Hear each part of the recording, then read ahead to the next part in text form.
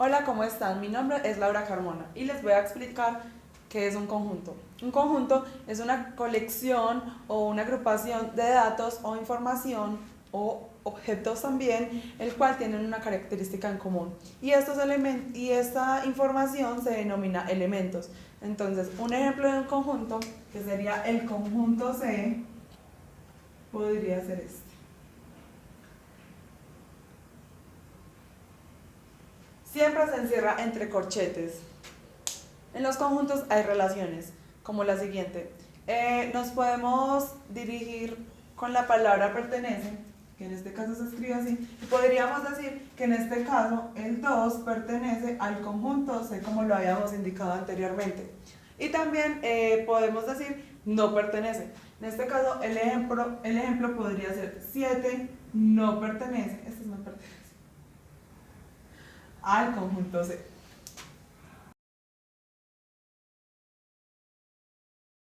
El tema que veremos a continuación es la unión entre conjuntos. Esta es la unión de todos los elementos de los dos conjuntos por el cual los conforma y se representa de la siguiente manera. Tenemos el conjunto y tenemos dos conjuntos que son A y B, pero como es la unión, se van a representar de esta manera, siendo estos elementos A y los elementos que hay acá B. El ejemplo sería, guiándonos del ejemplo anterior, tendríamos A con los elementos 1, 2 y 3 y el conjunto B con los elementos 4 y 5. Y se escribe de la siguiente manera: A unido B. El siguiente tema es la intersección de conjuntos. Esta es los elementos que tienen en común, solamente en común, los dos conjuntos. Entonces vamos a ver el ejemplo. Tenemos un conjunto A con los números 1, 2, 3, 5 y 8. Profe, no sé hacer corchetes. B. Tenemos el 1, el 4, el 7 y el 9. Listo, y la intersección de estos conjuntos sería A intersectado B, que es los números que tenemos en común, en este caso el 1 y ya. El dibujo es el siguiente.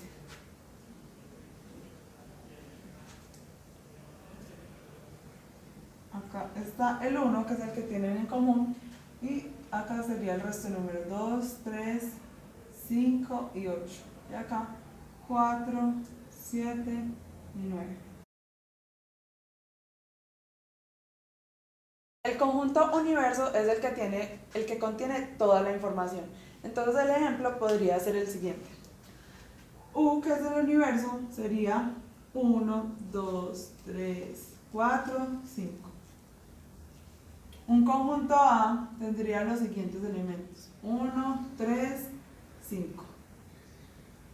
Y un conjunto B tendría los elementos 2, 4. En este caso, el universo es el que contiene toda la información y se podría representar de la siguiente manera.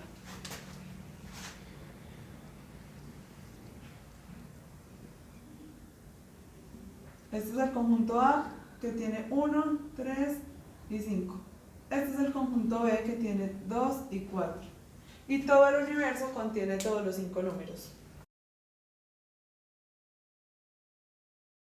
Buenas tardes, mi nombre es Laura Valencia y yo les voy a explicar tres temas distintos hoy. El primero que vamos a tratar es la diferencia entre dos conjuntos. Entonces, en teoría de conjuntos nos dice que la diferencia de dos conjuntos es una operación que da como resultado otro conjunto, con los elementos del primer conjunto sin los elementos del segundo conjunto. Ya lo mostraré gráficamente.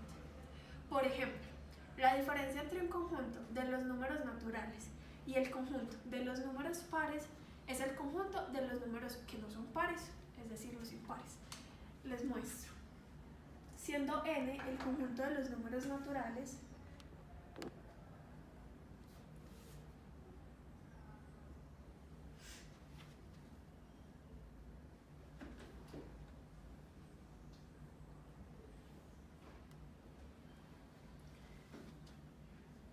p el de los pares,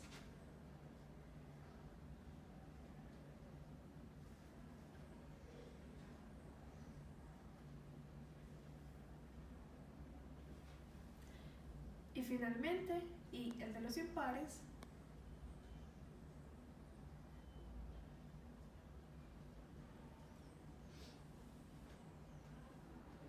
Con todo esto, básicamente tenemos que la diferencia entre los naturales y los pares son los números impares. Es como lo que le hace falta uno para llegar a ser el otro.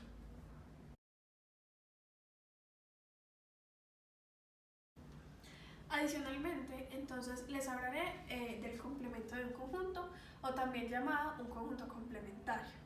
Ese es otro conjunto que contiene todos los elementos que no están en el conjunto original. Para poder definirlo es necesario especificar qué tipo de elementos se están utilizando. Por ejemplo, si se habla de los números naturales, el complementario de los números primos es el conjunto de los números no primos.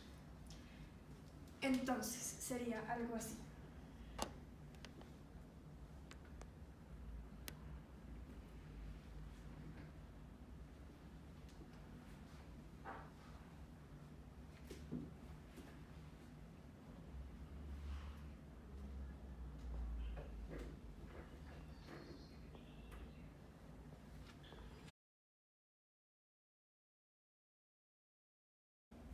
Bueno, y a continuación les hablaré finalmente de los teoremas básicos que existen en la teoría de conjuntos. Entonces tendremos 4.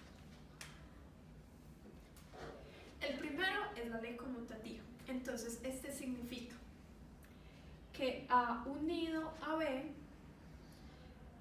es lo mismo que B unido a A.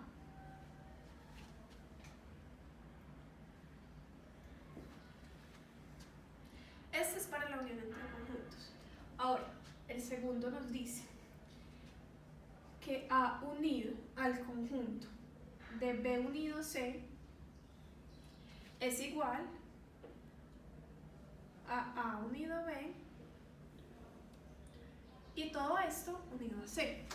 Esta es la ley asociativa para la unión entre conjuntos.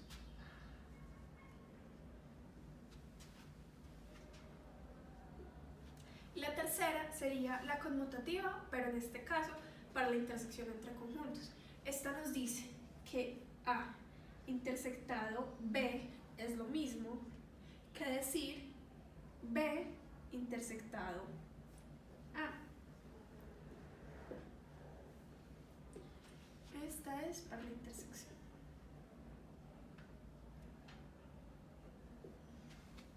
Y finalmente tenemos que A intersectado al conjunto, que a su vez es B intersectado C, es lo mismo que decir A intersectado B y todo esto intersectado a su vez con C. Esta es la ley asociativa para la intersección entre conjuntos.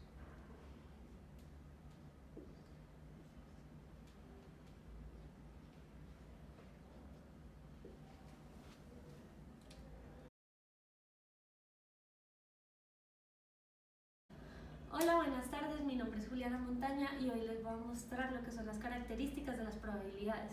Para comenzar, vamos a hablar sobre qué es el experimento. El experimento de las probabilidades son las acciones que se utilizan para observar qué posibles variables hay. Por ejemplo, al lanzar una moneda, ahí se experimenta para ver si cae en cara o sello, o cuando se lanzan unos dados. El equivalente es para observar cuál es la variación aleatoria entre estas posibilidades. Para mostrarles el siguiente ejemplo de equivalencia, vamos a utilizar este ejemplo. Acá, como podemos ver, tenemos 3 triángulos negros y 5 triángulos blancos. Y acá 2 triángulos negros y 5 triángulos blancos. Entonces lo que hacemos es que en el denominador colocamos el total de todos los triángulos. En este caso sería 8 y en este caso sería 7. Y acá en la parte superior colocamos los triángulos que se van a hallar, que son los negros. O sea, solo se va a hallar qué probabilidad hay que se encuentre más en este o más en este, más triángulos negros. Entonces en este caso hay 3 y en este caso hay 2. Como podemos ver, los denominadores son diferentes. Entonces para lograr una equivalencia tenemos que multiplicar los denominadores para hallar que sea la misma observación. Entonces 8 por 7 sería 56. Y lo que haríamos es que al multiplicar estos, toca multiplicar el numerador por el denominador del siguiente para evaluar más o menos cuánta diferencia hay. Entonces en este sería 21 y en este caso también el denominador sería 56 y se multiplicaría este numerador con este denominador, que sería 16, y ahí podríamos ver en cuál de los dos círculos hay más probabilidades de escoger un triángulo negro, que en este caso sería este, aunque tenga más blancos, hay más probabilidades de que se seleccione un triángulo negro. Las siguientes características de las probabilidades son el espacio muestral y el evento del espacio muestral. El espacio muestral es aquel en donde están el conjunto de todos los posibles resultados, y el evento del espacio de muestra es el que se busca dentro de ese espacio. El espacio de muestra está denominado por la siguiente letra y el evento del espacio sería por A. Entonces con el siguiente ejemplo se les voy a explicar cómo es. Acá tenemos una ruleta y la ruleta tiene que la probabilidad de que caiga en 8 espacios. Entonces el conjunto de este serían los 8 espacios.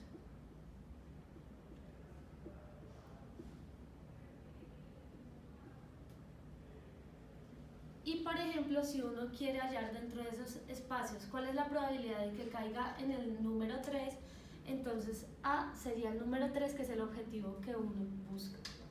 Entonces, para hallar cuál es el porcentaje de probabilidad, uno lo que hace es colocar el número que uno está buscando, que sería 1 entre 8. 8 sería la cantidad de posibilidades de que caiga. Entonces ahí ya sería 0,125, que en porcentaje sería 13% por ahí, para promediarlo.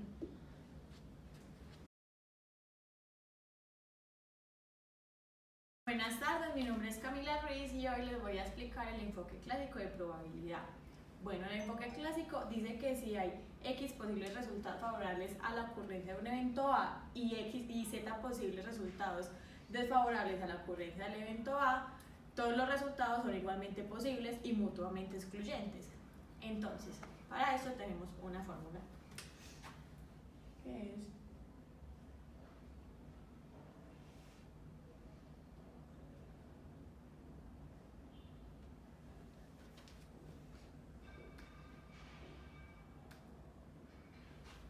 entonces, esa es la probabilidad de que ocurra el evento A. El enfoque clásico es la probabilidad se basa en la suposición de que cada resultado sea igualmente posible.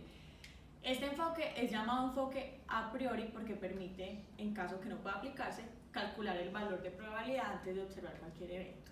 Entonces, digamos, si tenemos una caja con 15 piedras,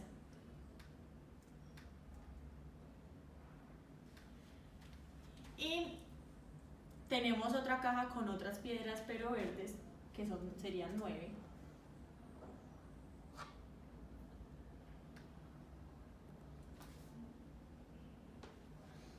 Debemos calcular la probabilidad de sacar una piedra roja en un intento. Entonces lo que hacemos es que cogemos la fórmula. X sería la segunda probabilidad, que sería 9 piedras verdes, y lo sumamos mutuamente. Entonces sería 9 más 15, que esto me da 0.375. Entonces esa sería la probabilidad, poniéndolo en porcentaje serían 37.5% de probabilidad de sacar una piedra roja. Con el enfoque empírico de probabilidad. Entonces, este enfoque permite determinar la probabilidad con base en la proporción de veces que ocurre un resultado favorable en ciertos números de experimentos. Bueno, entonces, para esto tenemos una fórmula que es muy parecida a la que ya vimos.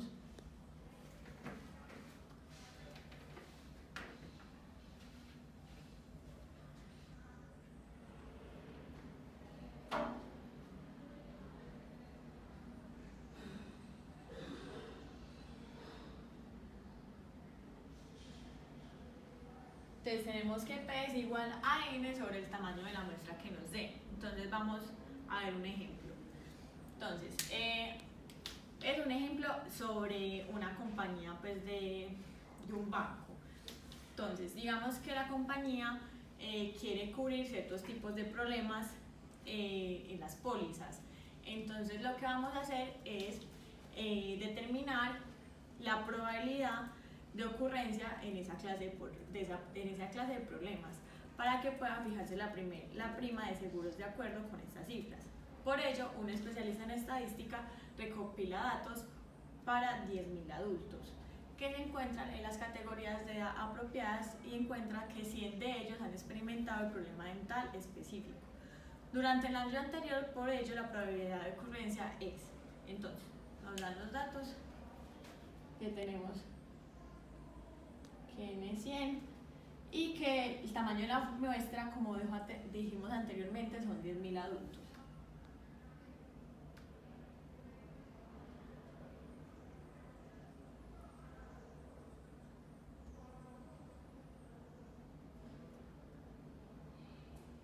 Bueno, entonces lo reemplazamos en la fórmula.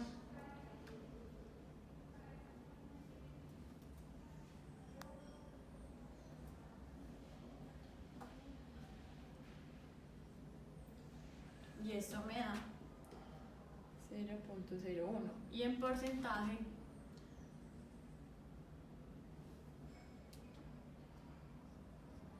entonces hay una 1% de probabilidad de que puedan suplir esos problemas.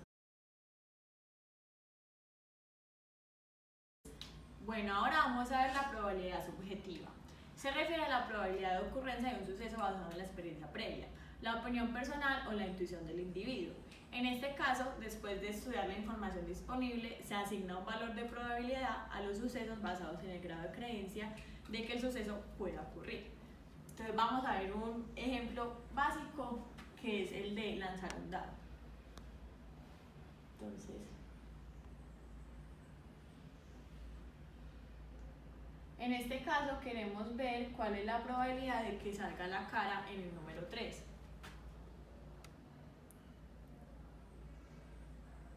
Entonces lo que hacemos es que cogemos las posibilidades que tenemos, que en este caso serían 6, porque el dado tiene 6 caras, y aplicamos la probabilidad que se quiere obtener, que sería lanzándolo una vez, y las probabilidades serían 6. Y esto me da 0,16. Entonces estas serían las probabilidades de que caiga el dado en el número 3.